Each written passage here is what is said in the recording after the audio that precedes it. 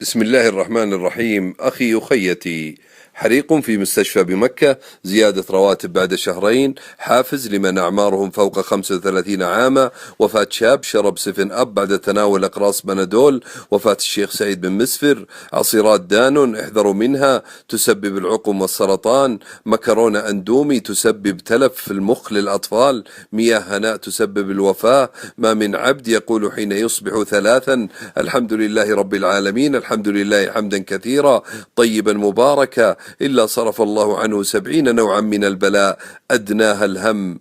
كل ما سبق أحبتي كذب في كذب، وختامها موضة كذبة إبريل، وانشر تؤجر. فما أبسطها من كلمة من صاحب الإشاعة لا تكلف كتابتها ثواني، ولكنها مثل القنبلة تربك المجتمع، تقلقه، توتره، تفسده، وتبلغ الآفاق، وكأنها عود كبريت أشعل نارا في مدينة بل دولة. فكم من أم فزعت على ابنها من إشاعة، وكم من داعية أبغضه الناس من إشاعة، وكم من شركة خسرت أرباحا من إشاعة، وكم من امرأة خسرت خطابا من إشاعة. ولذا وصف صلوات ربي وسلامه عليه خطرها أنه أتاه آتيان، فقال واصفا حال من ينشر الإشاعة: فإذا رجل جالس ورجل قائم على رأسه بيده كلوب من حديد، فيدخله في شدقه أي خده فيشقه حتى يخرجه من قفاه،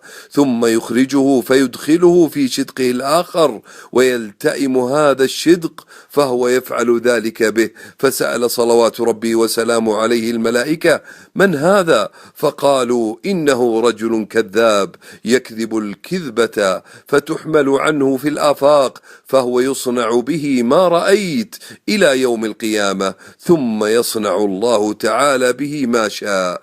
أيستحق أحبتي المخاطرة بألسنتنا من أجل إشاعة أرسلها؟ فإن قال قائل: الحمد لله أنا لا أكتب الإشاعات، فأقول: احذر أخي أخيتي أن تنقلها فتشارك في إثمها. قال الحق سبحانه: يا أيها الذين آمنوا إن جاءكم فاسق بنبأ فتبينوا أن تصيبوا قوما بجهالة فتصبحوا على ما فعلتم نادمين. وإذا توقفت وتبينت أكرمك الله بالأجر والمثوبة. أسأل الله أن يرفع قدر من نشر هذا المقطع، وصلى الله على من إذا صليت عليه صلى الله عليك بها 10.